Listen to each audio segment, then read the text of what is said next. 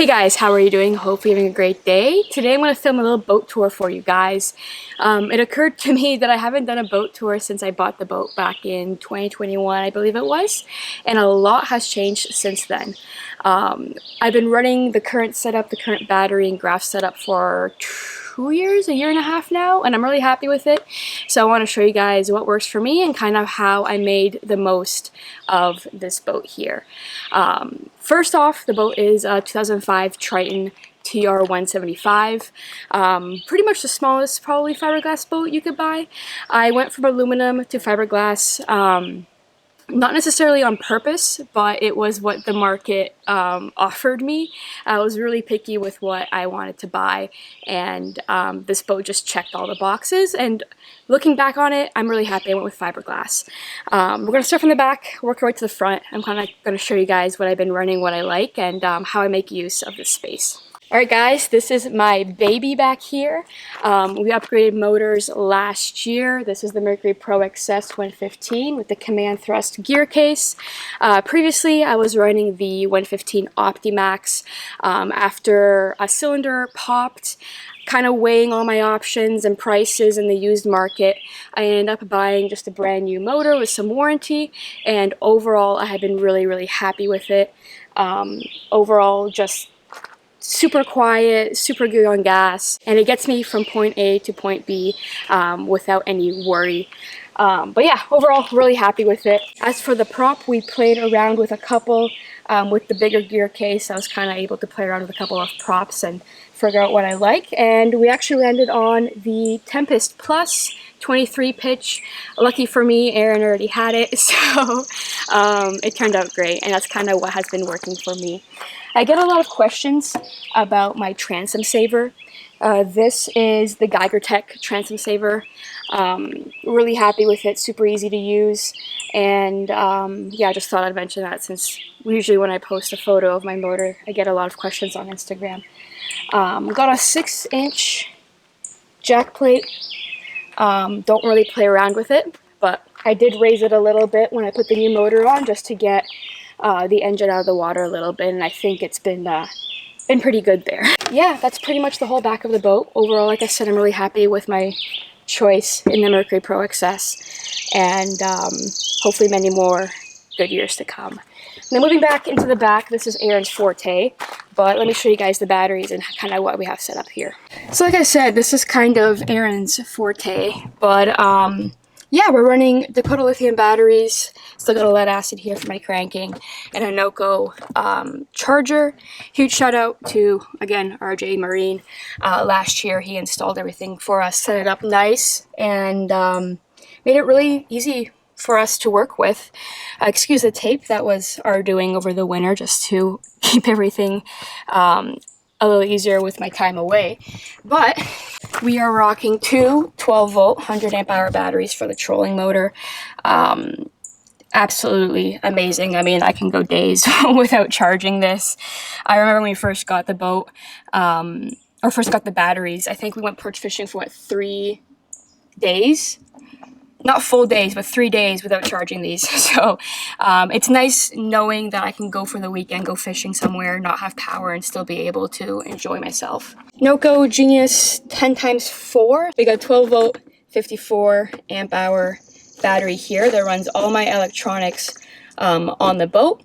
We installed, I'll show you guys in the front, a little just accessory switch to make life a little easier, and nothing special there, just a lead acid back there. Running a through-hull transducer with my graph at the console, so when I'm running around trimmed out, I could still kind of catch bottom and see what depth, and you know, if there's a rock pile or a hump that might not be on avionics, I can still see it. And yeah, that's about it back here. Oh yeah, so we haven't put it in, but we do have a board back here that Derek from RG's Marine measured out and installed for us. Just in the future, if I want to put a Raptor or something in the back where I need a pump, this will kind of give me a little bit more room, which is very nice with this smaller boat. But yeah, so that's why there's screws there. Getting on here, we got the back deck, as you guys can see. Behind the driver, just some essentials. I got my life jacket, my bibs, my Dakota lithium charger for my phone, wallet, sunglasses, manual, chargers, that kind of stuff. Goes back here, and of course my camera bag when I'm filming. Passenger side, I unfortunately don't have spot for people's tackle, but I do make it work with in the front when I do have friends on the boat. But we got spare life jacket, safety stuff, extinguisher, some tools, some sunscreen, anchor, prop wrench, all that lovely stuff. Kind of like the necessities go back here. As for the live wells, don't really necessarily use them, but yeah, sometimes we do. Don't really tournament fish, but. And now we're into the cockpit. 2005 boat. You can kind of see some age with the seats. They're starting to crack a bit. We're trying to stay on top of them. This was actually a birthday gift a couple years back from Aaron. As you guys can see, there's just this plastic part here. We didn't have a seat in the middle. And we wanted some more storage for our phones and gadgets and stuff. So this is from, do you remember our website? I think it's called bassboatseats.com. Yeah. Yeah, bassboatseats.com. I'll leave a link down below because, again, I get a lot of questions about this. I didn't screw it in. I actually used some double-sided 3M tape, and it hasn't gone anywhere, so I'm pretty happy with that. The fuel tank goes under here, so I don't really want to screw around with that too much. But yeah, it has some cup holders. Fits a fair bit in there. Put our phones usually in here as well. Scale. Ultrex remote. Some screen cleaners and stuff. Some needles for fizzing. But yeah, this has been a great addition. We use it a lot. Holds our weight, which is good. And yeah, that's a great little addition if you have the room for it and you need some extra space. Alright guys, driver's seat. Let's quickly run through here. I haven't really done too much here other than the accessory switch, which is here. Came with the hot foot already. Absolutely love it. It's great being able to have two hands on the wheel. Pro trim right here for the motor. I have a manual jack plate, so I don't need to move that up and down, but this is for the motor. Again, both hands on the wheel. Absolutely love that. Other than that, pretty standard here. As you guys will see here, I run all hummingbirds. I think it's a personal choice. It's something that I'm pretty comfortable with and have been using for essentially since I started fishing and just kept with it. I've been on boats with Garmin's and Lowrance's, and I just prefer my hummingbirds, and I think it's personal preference with everyone. I have Helix 10 back here, G2N a little bit older, and two Helixes in the front. One thing I will say, I think there is a huge advantage to having the same brand for all of your graphs with being able to network them. It makes life a lot easier. You stick a waypoint here, you walk to the front, you see the waypoint on your graphs on the front. Having your graphs communicating, I think, just makes life a whole lot easier. Also have another Geiger Tech accessory here. This is the Geiger Tech L-shape mount. Really sturdy. That thing is not going anywhere. You can probably pick up my boat with this mount. Really love it. And I just didn't want to crowd my dash too much. I wanted the option to, you know, one day upgrade kind of graphs and not have a lot of holes in the dash. So that's why I went with the L shape. Still able to see everything. I can just look over and have my graph there. Underneath, oh, always run your kill switch. Don't forget your kill switch. Underneath we have my hummingbird box, which has everything communicating, the networking box. Again, my graphs, my Mega Live, my Ultrex, everything connects in there. And that's just behind the foot pedal underneath, kind of hidden away. Now we're going to move to the front here, kind of show you guys how everything organized. And again, how I made the most use out of the 17.5 foot boat. All right, starting off with the smallest box down here, we have the cooler, which is quite small, but it does fit all of our drinks and food if we don't have ice in there. And it's nice to just, you know, have somewhere to put your stuff, essentially.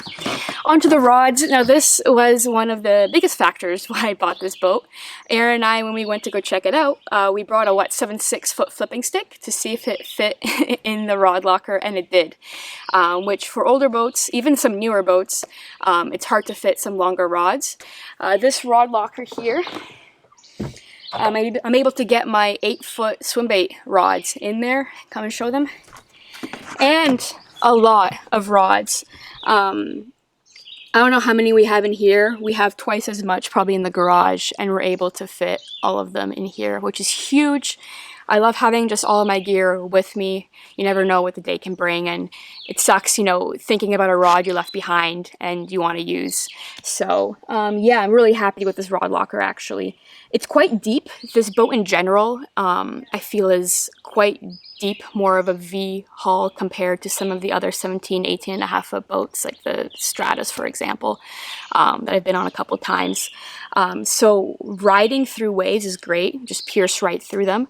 The rod lockers are quite deep, but of course, when you are standing on flat water, it is a little bit more narrow and a little bit more wobbly, so that's something to consider. But I think we made the right choice with this boat. I think it fits us pretty well. We're able to go fish bigger lakes like Simcoe and still get around on smaller lakes as well, which is great.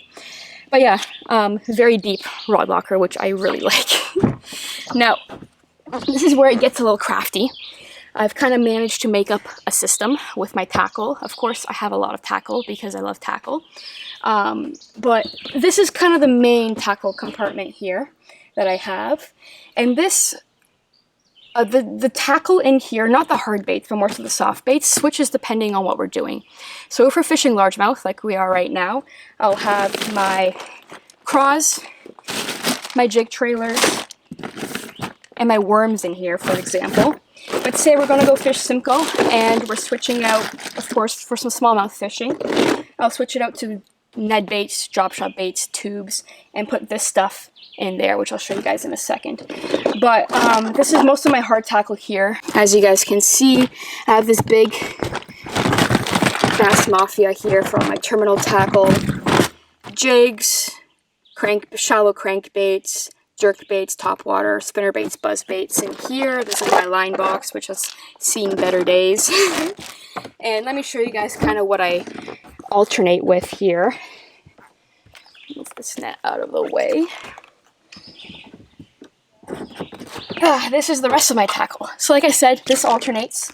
I keep all of my swim baits in here just because they're in wraps and they're quite large. Extra hooks and such. More swim baits. More swim baits. This is all of my Neds and tubes. All of my drop shots. Tungsten, as you guys can see. This is all my Triton tackle heads. I just keep in this box here, so it's pretty easy to get through. And some more boxes. For example, deep crankbaits, I feel like it's pretty niche. We don't do it too much. So I leave it here, and I bring it over when I need to. All my hair jigs and such in here. Again, when we go fish smallmouth, I'll bring that over to the middle box, just so it's easier to access. But yeah, like I said, that's kind of how I make the most use out of the room that I have. This is by no means a lot of storage, so I kind of alternate depending on what we're doing to make life a little bit easier. And also, I have some safety stuff in here. I have my some ropes and another life jacket back here and everything. But yeah, like I said, these rod lockers, or these lockers in general, quite deep and fit a lot. Now, up to the front where the magic happens, we have the Minn Kota Ultrex, not the Quest, just the Ultrex. It's 45-inch, 80-pound thrust. Absolutely love it. As you guys can see here, we are running Mega Live. This is my 3rd year running Mega Live. Ever since it came out, I've been running Mega Live. Couple of reasons why I went with Mega Live versus the other forward-facing sonars. Biggest reason is the networking, the one boat network. I already had all the Hummingbirds, I already had the Ultrex, so it just made a lot of sense. Plus, I like the fact there's no black box. It's essentially just plug and play. Settings are really easy. Don't have to fiddle around with them too much. And overall, I've been really enjoying it. Like I already mentioned before, I am running all birds on this boat. Let me kind of explain, I guess, why I ended up on hummingbirds. A couple of main reasons. First of all, like I said, super easy to use. I'm going to always recommend a Hummingbird Helix for someone that is looking for their first graph or their first sonar. Settings, software, super easy. Updates are easy. It makes a lot of sense the way everything is laid out. Second of all, I think the imaging is top tier, especially the side imaging. I think it's the best out on the market. From sonar and jigging for lake trout to side imaging and looking for boulders on Lake Simcoe, it's just been absolutely great to me. It's not touchscreen, the Helix series. I think it's great for some people if you prefer it. I've just, I guess, gotten efficient and used to not having a touchscreen and don't really see the need to have it from my point of view. But again, if that's something that's a really big deal to you, obviously there are other options. And of course, the one boat network makes life so much easier. Like I mentioned before, sharing waypoints, sharing information, sharing screens. I'm able to play with the settings of my Ultrex on my graphs. Mega Live, I can again share across screens. It just makes life a lot easier. And again, any graph system you go with, I do think that putting the time in to network everything is super important. I do think that the one boat network from Hummingbird is probably one of the best out there. And again, it just makes life on the water so much easier. And last but not least, another reason why I've stuck with Hummingbird is the customer service. Absolutely exceptional. We had one issue, I remember out on the ice, we were in the middle of the lake and we couldn't get, I think, Mega Live to connect properly or something. One phone call away, they were able to explain everything and we got it figured out. Just overall, customer service has been fantastic. One phone call away, we're able to 9 out of 10 times figure out what's going on and work from there. So I think that having the support from the company or the customer service from the company is really, really important, especially when time out on the water is so precious. We're all busy and we obviously want our gear to work, so having that backup is really important for me. But yeah, excuse my screens, they're going to be dirty because I haven't cleaned them from fishing yesterday. I'm running a Helix 10 G3N and a Helix 8 G4N up here. The 10 is primarily for Mega Live. I think having a bigger screen just makes the experience with forward-facing sonar so much better. I would go bigger, but obviously money doesn't grow on trees. And overall, I'm really happy with the 10. As for the 8, I use this primarily just for mapping and for essentially putting down waypoints. Sonar, sometimes I'll run Mega Live and sonar if I'm jigging for lake trout or something, but mostly just mapping. And as well, this Helix 8 doubles as my ice fishing unit in the winter. I stick the Mega Live on an ice fishing stick, the Mega Live stick thing, and run this Helix 8 with that, so that doubles over in the winter. As for mapping, I think I mentioned it before, primarily use Navionics, but I also do have Lake Master in this one, I believe. On some of the bigger lakes, they're mapped out pretty good, but it's still, I think, a work in progress up here in Ontario. As for the cables, again, this is another RJ Marine just cable organizer that I have on the trolling motor. All of my graphs are organized down underneath the boat. One here, all the cables running through. Have a little recessed foot pedal the boat came with, so I didn't have to fiddle around with that too much. As for the graph mount in the front, I was very particular with this. I spent a very long time researching and finding a mount that would work for 2 units and would work for this boat. Like I said, 17.5 foot boat, pretty narrow. I wanted to maximize the space up here. I was thinking about putting one on the dash up here, but it's also really important for me to be able to get on the boat from the front, especially when we're launching in places without a dock. So I found this mount here. Overall, I'm really happy with it. This is the Boat Logix mount. I would have liked it to be a little bit more customizable with the tilts and stuff. This is pretty much tilted back as far as it can go, and there isn't too much movement or options to tilt the graphs themselves. But essentially I'm able to tilt the graphs back enough to still be able to fit my foot under there, and kind of tilt them forward enough that I'm able to get pretty much essentially a perfect view right here. And it comes up a fair bit off the dash, so I don't have to bend my neck too far down. And yeah, overall, pretty happy with the mount. One thing I will mention, this gray with silver and black fleck, absolutely amazing. You can barely see scratches. Pollen hides pretty well. Watermarks you can barely see. My next boat for sure. I'm gonna try to figure out how to get this exact same finish. Alright guys, that is a wrap for the boat tour. Hopefully you guys enjoyed. Overall, like I said, really happy with the boat. It's not the biggest, the greatest, the newest, or anything like that, but it has been working for me over the past couple of years, and I'm really happy with it. And hopefully we got many more years to come. If you guys have any questions, please leave them down below, and I will see you guys in the next one.